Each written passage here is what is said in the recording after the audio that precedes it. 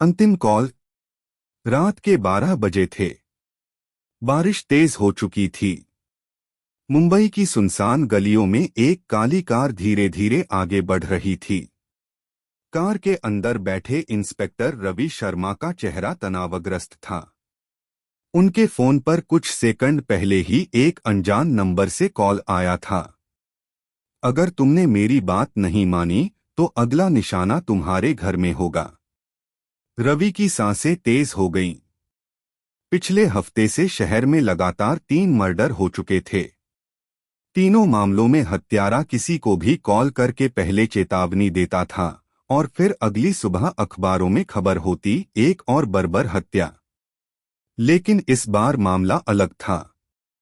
Call सीधे police inspector को आई थी। रवि ने झट से फोन ट्रेस करने की कोशिश की, लेकिन नंबर कहीं ट्रेस नहीं हुआ।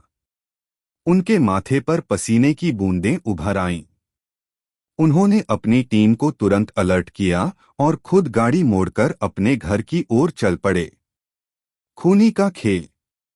जैसे ही रवि अपने घर पहुंचे, उन्हें दरवाजे पर एक कागज चिपका मिला। तुम बहुत देर कर चुके हो। रवि का दिल तेजी से धड़कने लगा। उन्होंने दरवाजे को झटके से खोला। अंदर घुसते ही पूरे घर की तलाशी लेने लगे, लेकिन घर में उनकी पत्नी और बेटी कहीं नहीं थीं। तभी उनका फोन फिर बजा। वही अनजान नंबर। तुम्हें अपने परिवार को वापस चाहिए तो अकेले उस जगह आओ जहां पिछली बार का कत्ल हुआ था। रवि को समझ में आ गया कि यह वही सीरियल किलर है जिसे पकड़ने के लिए वह इतने दिन से परेशान थे।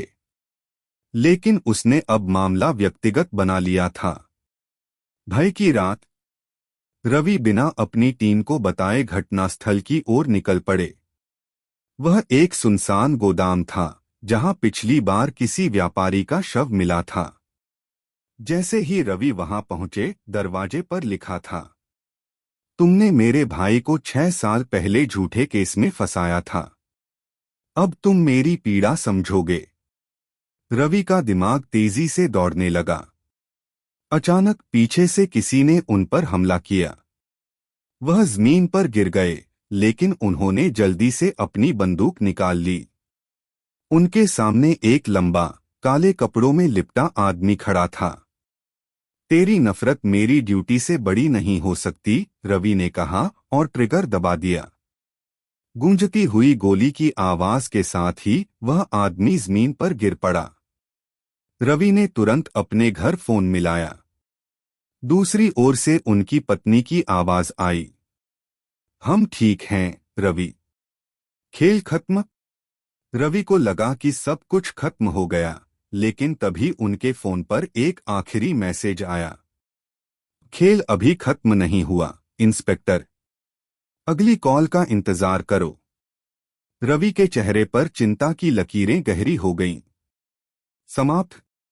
या शायद नहीं।